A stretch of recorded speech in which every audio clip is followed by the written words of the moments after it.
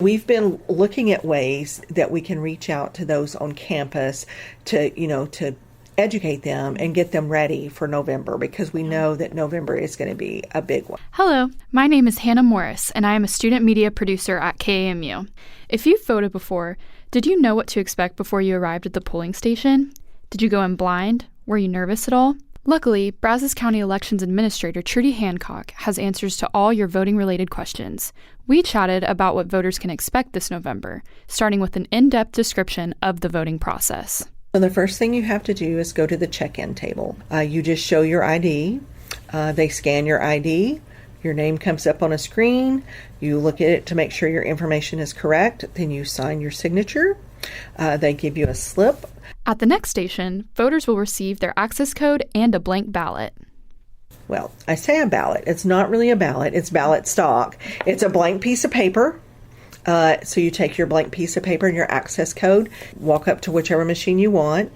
You type in your access code, and then it prompts you to insert your page. So you would insert your ballot paper. Then the ballot will come up on the screen. Now it's the time you've been waiting for to officially start voting. The voting machines will show you one race at a time. The first thing for November is going to be president. You'll make your selection, and then the bottom right-hand corner, it says next. You touch next, and you go through every race on the ballot just like that. And then when it gets to the end, it'll tell you this is your preview. And it tells you every race that you voted on and how you voted. This preview page is where you can make any final changes to your vote.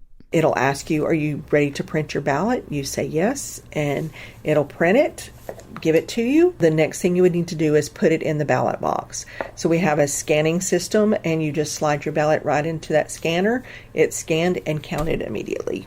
And you get your little sticker. Yes, and get your, yes, everybody has, I'm telling you, if we don't have stickers, it's a mutiny.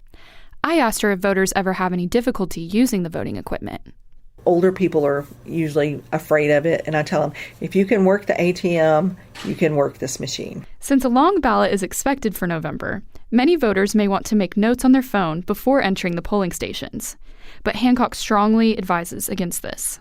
Phones are not allowed in the voting booths. You can look at the sample ballot and see everything that's going to be on the ballot. Unless you have a photographic memory, it's going to be kind of hard to remember all those races.